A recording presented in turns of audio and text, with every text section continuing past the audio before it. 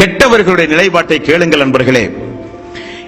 நம்முடைய எதிரிக்கு கூட அந்த நிலைப்பாடுகள் வந்துவிடக் கூடாது என்று நாம் எல்லோரும் விரும்புகிற அளவுக்கு அது ஒரு தர்ம சங்கடமான ஒரு சூழ்நிலை நண்பர்களே.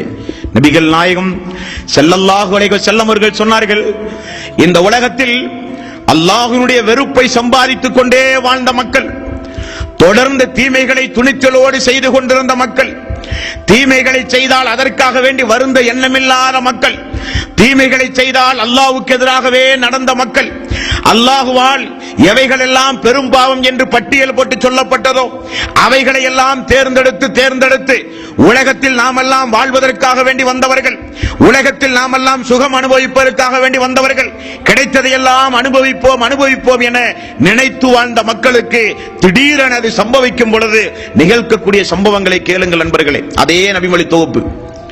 ஆனால் நல்லவர்களுக்கு எப்படி வெண்ணிற முகத்தோடு சூரிய பிரகாசத்தோடு சொர்க்கத்தினுடைய கபந்துணியை கொண்டு வந்து சலாம் சொல்லி தலைமாட்டுக்கு அருகில் அமர்ந்து நல்வாழ்த்து சொல்லி உயிர்கள் கைப்பற்றப்பட்டதாக பார்த்தோமோ, அதற்கு நேர்மாறாக நபிகள் நாயகம் ஸல்லல்லாஹு அலைஹி வஸல்லம் அவர்கள் சொன்னார்கள், கண்கள் சிவந்திருக்கும் அந்த வானவர்களுக்கு கண்கள் சிவந்திருக்கும், அவர்களுடைய முகம் கருத்த நிலையில் இருக்கும். கொஞ்சம் கற்பனை செய்து பாருங்கள், முகம் கருத்து கண்கள் எல்லாம் சிவந்திருந்தால் அதே ஒரு கோர காட்சி. அவர்களுடைய பார்வை ஒரு முரட்டுத்தனமான பார்வையாக இருக்கும்.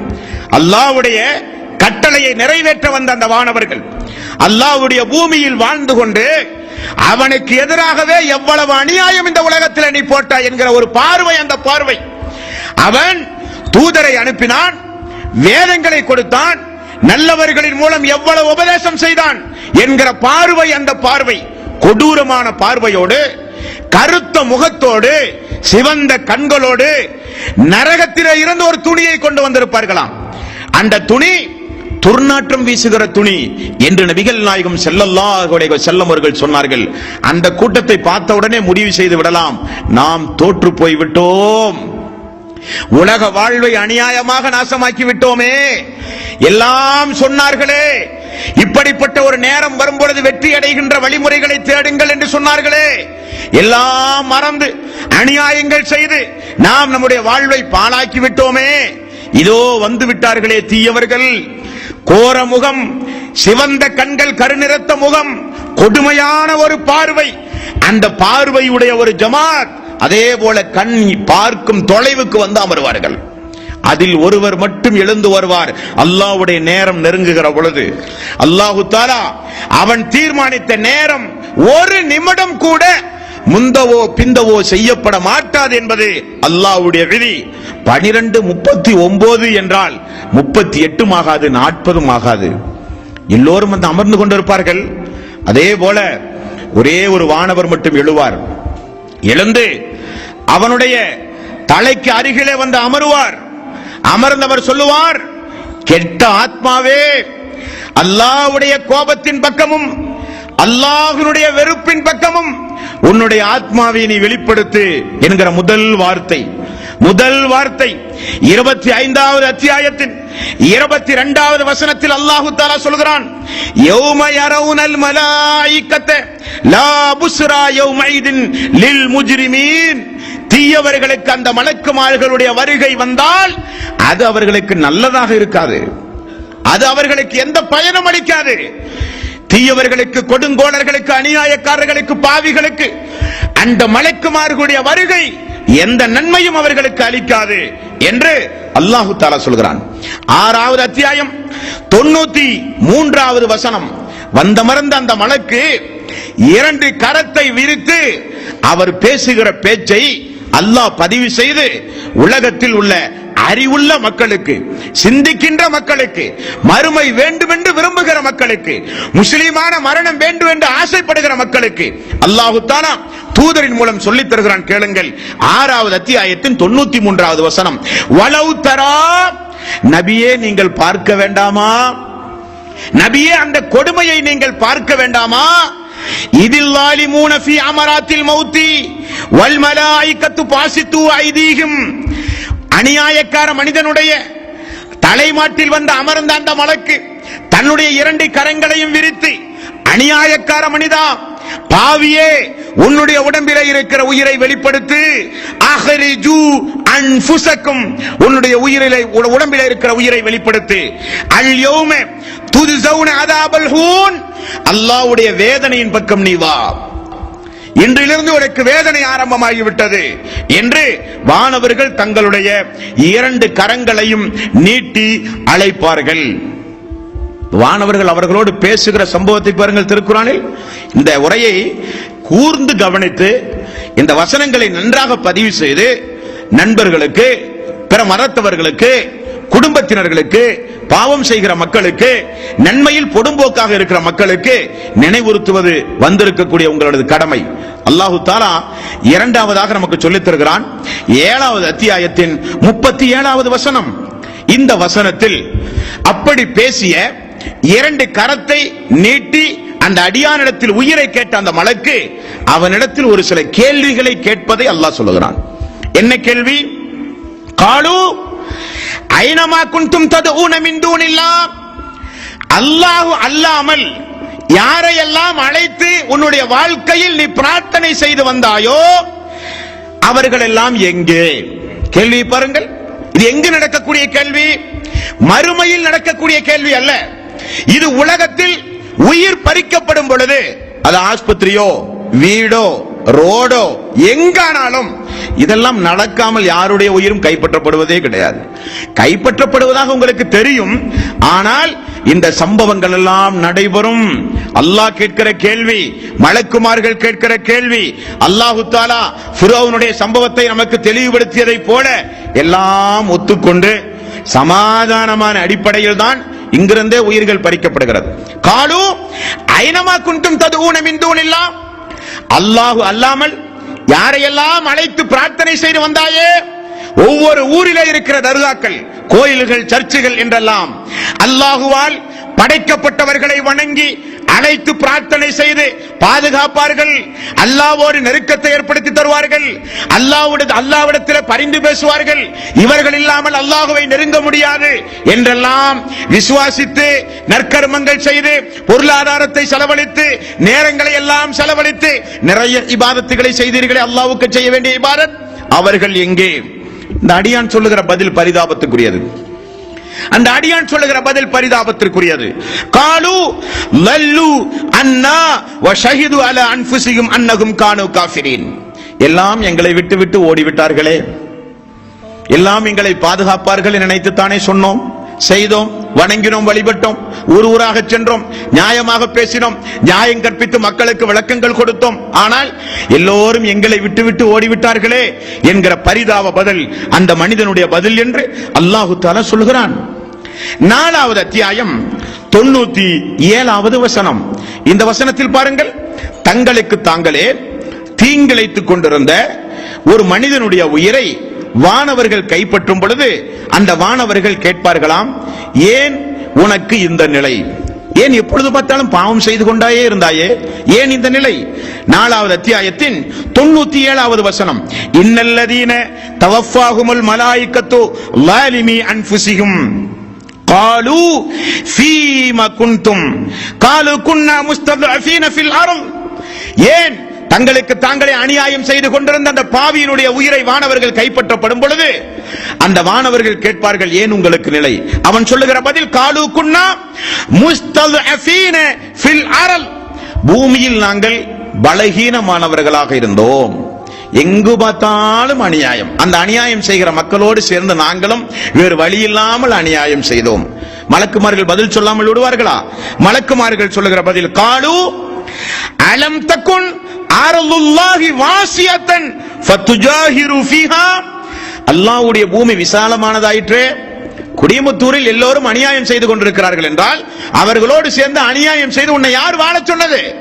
ஏன் இடம்பெயர்ந்து செல்லக்கூடாதா? நல்லவர்கள் வாழுகிற பகுதியை தேடி நீ போகக்கூடாதா? ஏன் அல்லாஹ்வுடைய பூமி விசாலமானதாக இல்லையா? மலக்குகளுடைய கேள்வி அதிபயங்கரமான கேள்வி. மேலும் 23வது அத்தியாயம் 99வது வசனம் 100வது வசனம், இப்படிப்பட்ட கேள்விகள் எல்லாம் கேட்ட பிறகு அவன் மலக்குமார்களிடத்திலே சொல்லுகிற வாசகத்தை பாருங்கள். ஹத்தா இதா ஜாஅ அஹதகுமுல் மௌத் கால ரப்பிர்ஜிஊன்.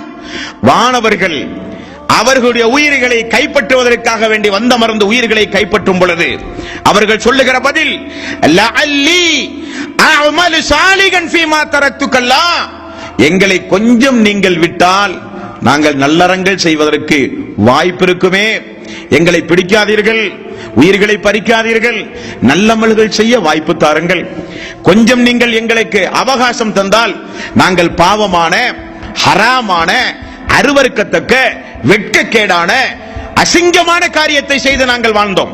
ஆனால் நீங்கள் இப்பொழுது எனக்கு நீங்கள் அவகாசம் தந்தால் நிச்சயம் நாங்கள் நற்கர்மம் செய்வோம் என்று சொல்லப்படும். உடனே அவர்களுக்கு சொல்லுகிற பதில் கல்லா இன்னஹா கலிமத்துன் ஹுவ காயிலுஹா. அவன் பேசுவது வெறும் வார்த்தை தான், பொய் பேசுகிறான் அவன். எவ்வளவு அவகாசத்தை அல்லாஹு தஆலா கொடுத்தான். அவனுடைய ஆயுள் காலம் முழுக்க அல்லாஹு தஆலா அவனை எதிர்பார்த்தான். நபிகள் நாயகம் ஸல்லல்லாஹு அலைஹி வஸல்லம் அவர்கள் கூறினார்கள், பகலில் செய்த தவறுக்காக இறைவன் அரிசிலே இருந்து கீழே இறங்கி அடியார்களை எதிர்பார்க்கிறான். பகலில் செய்த பாவத்திற்கு மன்னிப்பு தேடுவானா? மன்னிப்பு கேட்க மாட்டானா? இரவில் செய்த தவறுக்காக பகலில் அல்லாஹு தஆலா உங்களை எதிர்பார்க்கிறான். பகலில் என்னுடைய அடியான் மன்னிப்பு தேட மாட்டானா? இது ஒரு நாள் அல்ல, ஒரு வாரம் அல்ல, ஒரு மாதம் அல்ல, ஒரு வருடம் அல்ல, உங்களுடைய ஆயுள் காலம் முழுக்க அந்த அல்லாஹ் எதிர்பார்த்தானே. அவனை ஏமாற்றினீர்களே, அவன் தந்த அவகாசத்தை எல்லாம் புத்திசாலித்தனமாக பயன்படுத்தாமல் அநியாயம் அக்கிரமம் செய்வதற்கு பயன்படுத்தி சக்கராத்துடைய நேரத்தில் லஅல்லி அஅமலு சாலிகன் ஃபீமா தரக்துகல்லா, வாய்ப்பு தாருங்கள், நல்லறங்கள் செய்ய எனக்கு ஒரு வாய்ப்பு தாருங்கள் என்று புலம்புகிறான் அந்த அடியான். புலம்புகிறான் அந்த அடியான். 63வது அத்தியாயத்தின் 10வது வசனம். இந்த வசனத்திலும் பாருங்கள், ஃபயக்கூல ரப்பி லௌலா அഖர்தனி இலா அஜலின் கரீப் ஃபஅஸதக வஅகும் மினஸ் சாலிஹின். உயிர் கைப்பற்றப்படும் பொழுது ஒரு சில மக்கள் அல்லாஹ்விடத்திலே சொல்லுவார்களாம், மாணவர்களிடத்தில் என்ன சொல்வார்கள்? எங்களுக்கு அவகாசம் தாருங்கள். எதற்கு அவகாசம்? எங்களுடைய சொத்து, எங்களுடைய வாகனம், எங்களுடைய வீடு, எங்களுடைய ஆபரணங்கள், எல்லா சொத்துக்களையும் அல்லாஹ்வுடைய பாதையில் செலவழித்து நல்லவர்களாக மரணிக்க ஒரே ஒரு வாய்ப்பு தாருங்களேன். அந்த வாய்ப்பு எனக்கு நீங்கள் தந்தால் சொத்துக்களை எல்லாம் பள்ளிவாசலுக்கு எழுதுகிறேன், எல்லாம் நல்லறங்கள் புரிவதற்காக வேண்டி சொத்துக்களை செலவழிக்கிறேன். சொத்து, பொருளாதாரம், சுகம், ஆசாபாசம் என உலகத்தினுடைய எல்லா வகையான வாய்ப்பையும் அவகாசத்தையும் பொருளாதாரத்திற்காக வேண்டியே நாங்கள் செலவழித்தோமே, சம்பாதித்தோம். ஆனால் அது ஒன்றும் பயன்பெறாத நேரமாகிவிட்டது. ஆகவே அவகாசம் தந்தால் எல்லாம் நாங்கள் செலவழிக்க தயார் என்றும் மனிதன் புலம்புகிற சம்பவம் அந்த சம்பவம் என்பார்களே. 16வது அத்தியாயத்தின் 28வது வசனம். 16வது அத்தியாயத்தின் 28வது வசனம். இந்த வசனத்தில் ஒரு பரிதாப குரல், மிகுந்த ஒரு பரிதாப குரல். மலக்குமார்களுடைய அந்த கொடூர பார்வை, அவர்கள் அல்லாஹ்வுடைய கோபத்தின் பக்கம் உயிரை வெளியேற்று என்று சொன்னவுடன் இந்த மனிதனுடைய ஒரு பரிதாப குரலை கேளுங்கள் நண்பர்களே. அல்லதீன தத்தவஃபாஹுமுல் மலாயிகத்து லாலிமி அன்ஃபுஸிஹிம், தங்களுக்கு தாங்களே அநியாயம் செய்து கொண்டிருந்தவர்களுடைய உயிர்களை மலக்குமார்கள் கைப்பற்ற வரும் பொழுது அவன் பேசுகிற பேச்சு, ஃபால்கவு ஸலம மா குன்னா நஅமலு மின் சூ, நாங்கள் எந்த பாவமும் செய்யவில்லையே, ஏன் எங்களை இப்படி முறைக்கிறீர்கள், ஏன் எங்களை இப்படி பார்க்கிறீர்கள், நாங்கள் எந்த பாவமும் செய்யவில்லையே என்று அவன் சொல்லுவான். ஆனால் உண்மை அதுவல்ல, அவன் ஒரு துரோகி, அவன் அல்லாஹ்வுடைய சாபத்தை பெற்றவன், அவன் அல்லாஹ்வுடைய கோபத்தை பெற்றவன் என்றெல்லாம் நபிகள் நாயகம் ஸல்லல்லாஹு அலைஹி வஸல்லம் அவர்கள் சொல்லுகிறார்கள். நண்பர்களே, இப்படி கெட்டவனுடைய உயிரை கைப்பற்றப்படும் பொழுது அல்லாஹ் அல்லாதவர்களை எல்லாம் வணங்கி பிரார்த்தித்து வந்தாயே, அவர்கள் எல்லாம் எங்கே? எல்லாம் ஓடிவிட்டார்களே. அவகாசம் தந்தால் நல்லமல் செய்வேனே, அவகாசம் தந்தால் பொருளாதாரத்தை எல்லாம் வாரி வாரி செலவு செய்வேனே, நாங்கள் எந்த பாவமும் செய்யவில்லையே, பூமி விசாலமானதாக இருந்தும் ஏன் ஹிஜ்ரத் செய்து ஈமானை, தக்குவாவை, ஹிதாயத்தை ஏன் நீங்கள் பாதுகாக்கவில்லை என்கிற கேள்வி எல்லாம் சொல்லப்பட்டவுடன் அவனோடு பேசுகிற உரையாடல் முடிவுக்கு வருகிறது. வானவர்கள் சொல்லுவார்கள் 16வது அத்தியாயத்தின் 61வது வசனம், லா யஸ்தகிரூன ஸாஅத்தன் வலா யஸ்தக்திமூன், அணு அளவு நேரமும் முந்தவோ பிந்தவோ செய்யப்பட மாட்டாது. இது அல்லாஹ்வுடைய கட்டளை, அவனுடைய கட்டளையை நிறைவேற்ற வந்தவர்கள் நாங்கள் என்று சொல்லி அவனுடைய உயிர் பறிக்கப்படுகிற சம்பவம். இப்படி அவன் அவகாசம் கேட்டு கொடுக்க மறுத்தவுடன், அவனுடைய கேள்விகளுக்கெல்லாம் பதில் சொல்லப்பட்டவுடன், அவன் தீயவன் என்று தீர்மானிக்கப்பட்டவுடன் அவனுடைய உயிர் வெளியேற மறுக்கிறது. அல்லாஹு தஆலா சொல்கிறான் 47வது அத்தியாயத்தின் 27வது வசனம். அல்லாஹு அக்பர். அல்லாஹு தஆலா நான் ஆரம்பத்தில் சொன்னதை போல யாருக்கும் அல்லாஹு தஆலா இந்த நிலையை ஏற்படுத்திவிடக் கூடாது. கேட்கிற மக்கள் இரையச்சம் உள்ளவர்களாக இருந்தால் இந்த ஒரு வசனம் போதும் திருந்துவதற்கு. நபிகள் நாயகம் ஸல்லல்லாஹு அலைஹி வஸல்லமுடைய வாழ்க்கை வரலாற்றை நாம் பார்க்கும் பொழுது உங்களுக்கு ஆரம்பத்தில் நான் ஒன்றை நினைவுபடுத்தினேன். உடம்பிலே இருந்து உயிர் வெளியேறப்படும் பொழுது உடம்புக்கே உண்டான வேதனை உண்டு. அதை ரசூலுல்லாஹி ஸல்லல்லாஹு அலைஹி வஸல்லம் அனுபவித்திருக்கிறார்கள். அது அல்லாமல் தீயவர்களுக்கு மலக்குமார்களின் மூலம் கொஞ்சம் வேதனையை உலகத்திலேயே அல்லாஹு தஆலா கொடுத்துதான் உயிரை கைப்பற்றுவான் என்று நான் உங்களுக்கு நினைவுபடுத்தி இருந்தேன். அதைத்தான் அல்லாஹ் சொல்கிறான் 47வது அத்தியாயத்தின் 27வது வசனம். ஃபகைஃப இதா தவஃபத்துஹுமுல் மலாயிகத்து யல்ரிபூன வுஜூஹஹும் வ அதுபாரஹும். உடம்பிலே இருந்த அந்த உயிர் வெளியேற தயங்கியவுடன் அல்லாஹு தஆலாவினுடைய கட்டளை அவனுடைய முதுகுகளிலும் அவனுடைய விலாப்புறங்களிலும் ஓங்கி ஓங்கி அடித்து பலவந்தமாக அவனுடைய உயிரை பிடுங்குங்கள். அல்லாஹ்வுடைய கட்டளை. தொடர்ந்து அல்லாஹ் சொல்கிறான், ஏன் அவனுக்கு அந்த நிலை? ذَلِكَ بِأَنَّهُمُ اتَّبَعُوا مَا أَسْخَطَ اللَّهَ وَكَرِهُوا رِضْوَانَهُ فَأَحْبَطَ أَعْمَالَهُم. இவன் எப்பொழுது பார்த்தாலும் அல்லாஹ்வுடைய கோபத்துக்குரிய காரியத்தையே செய்வது இவனுக்கு வேலையா போச்சு. அல்லாஹ் தொடர்ந்து சொல்கிறான், இவனுக்கு அல்லாஹ்வுடைய அருளுக்குரிய வேலையை தேர்ந்தெடுத்து செய்ய நேரமே கிடையாது. இவனுக்கு எப்பொழுதும் இவனுடைய பணி என்ன? அல்லாஹ்வுடைய கோபத்திற்குரிய காரியத்தை தேர்ந்தெடுத்து செய்கிற பணி. எவ்வளவு குர்ஆனுடைய வசனங்களை சொன்னாலும், எவ்வளவு நபிகள் நாயகம் ஸல்லல்லாஹு அலைஹி வஸல்லம் வாழ்க்கை வரலாறுகளை சொன்னாலும் திருந்தாத மனிதர்கள் இவர்கள். இவர்களுடைய டியூட்டி நல்லவர்களுக்கு செவிசாய்க்க மாட்டார்கள், தீயவர்களோடு சேர்ந்து பழக்க வழக்கங்களை வைப்பார்கள். இவர்கள் எப்பொழுது பார்த்தாலும் ஹய்யால ஸலாம் ஹய்யாலல் ஃபலாஹ், தொழுகையின் பக்கம் வாருங்கள், அதில்தான் வெற்றி உண்டு என்று ஐங்காலம் சொல்லப்பட்டது பாங்கு. இந்த துரோகி அந்த பாங்குக்கு பதில் சொல்லாத துரோகி. தொழா மாட்டான், நோன்பு வைக்க மாட்டான். நோன்பும் தொழுகை தொழுதாலும் அல்லாஹ்வுடைய கோபத்திற்குரிய காரியங்களை செய்த அமல்களை பாழாக்கியவன் இந்த அடியான். அதைத்தான் அல்லாஹ் சொல்கிறான், ஃபகைஃப இதா தவஃபத்துஹுமுல் மலாயிகத்து யல்ரிபூன வுஜூஹஹும் வ அதுபாரஹும் ذَلِكَ بِأَنَّهُمُ اتَّبَعُوا مَا أَسْخَطَ اللَّهَ وَكَرِهُوا رِضْوَانَهُ فَأَحْبَطَ أَعْمَالَهُم. அவன் அல்லாஹ்வுடைய கோபத்திற்குரிய காரியத்தையே எப்பொழுது பார்த்தாலும் செய்து கொண்டே இருந்தான். ஆகவே அல்லாஹ் என்ன செய்தான்? உடம்புகளில் அடி உதைகளை கொடுத்து உயிர்களை கைப்பற்றுவதோடு அவனுடைய அமல்களையும் அல்லாஹு தஆலா நாசமாக்கி விட்டான் என்று அல்லாஹ் சொல்லுகிறான். இப்படி உயிர்கள் பறிக்கப்பட்டு நபிகள் நாயகம் ஸல்லல்லாஹு அலைஹி வஸல்லம் மக்களுக்கு இந்த சம்பவத்தை சொல்லும் பொழுது மூக்கின் பொழுது முகத்தில் ஒரு துணியை எடுத்து போட்டு அவனுடைய உயிர் இந்த அளவுக்கு நாற்றமடிக்கும் என்று சொன்னார்கள். கெட்டடியானுடைய உயிர் துர்நாற்றம் வீசுகிற வகையில் எடுத்து நரக நெருப்பில் இருந்து கொண்டு வரப்பட்ட துணியால் அவனுக்கும் ஒரு கபனிட்டு அந்த உயிர் கொண்டு செல்லப்படுவதை அந்த அடியான் பார்க்கிறான் என்று ரசூலுல்லாஹி ஸல்லல்லாஹு அலைஹி வஸல்லம் அவர்கள் கூறினார்கள்.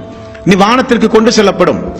நல்லவர்களுடைய உயிர் வானத்திற்கு கொண்டு செல்லப்பட்டவுடன் மலக்குமார்கள் எல்லாம் வாழ்த்து சொல்லி 7 வானத்திற்கு கொண்டு சென்று நல்லவர்களுடைய உயிர் இல்லியூன் என்கிற பதிவேட்டில் பதிவு செய்து திரும்ப அந்த உடம்புக்கு அந்த உயிர் அனுப்பப்படுகிறது.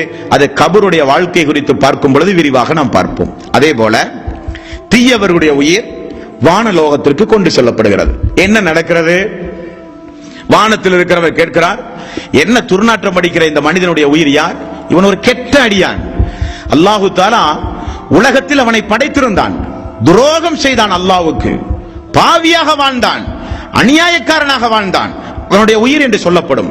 வானவர்கள் சொல்லுவார்கள், வானம் திறக்கப்படாது. அதான் கவனிக்கப்பட வேண்டிய விஷயம். வானம் திறக்கப்படாது என்று சொன்னவுடன் நபிகள் நாயகம் ஸல்லல்லாஹு அலைஹி வஸல்லம் 7வது அத்தியாயத்தின் 40வது வசனத்தை ஓதினார்கள்.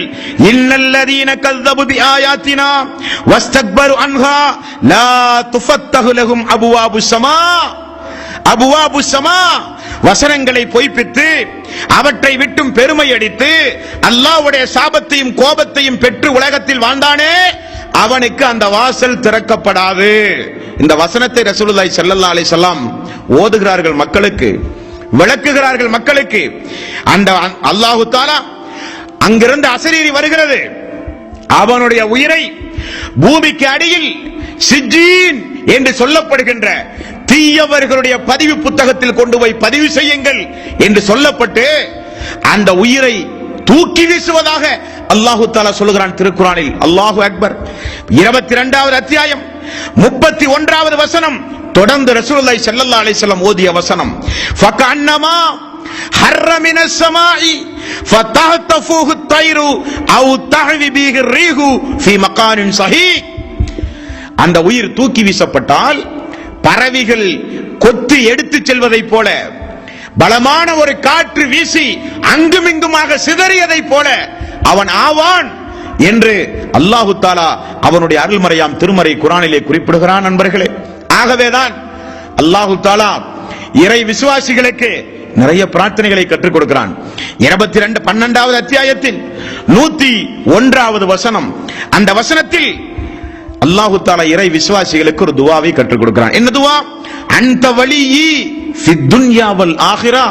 அல்லாஹ்வே, இம்மையிலும் மறுமையிலும் நீதான் எங்களுக்கு பொறுப்பாளி, இம்மையிலும் மறுமையிலும் நீதான் எங்களுக்கு பொறுப்பாளி.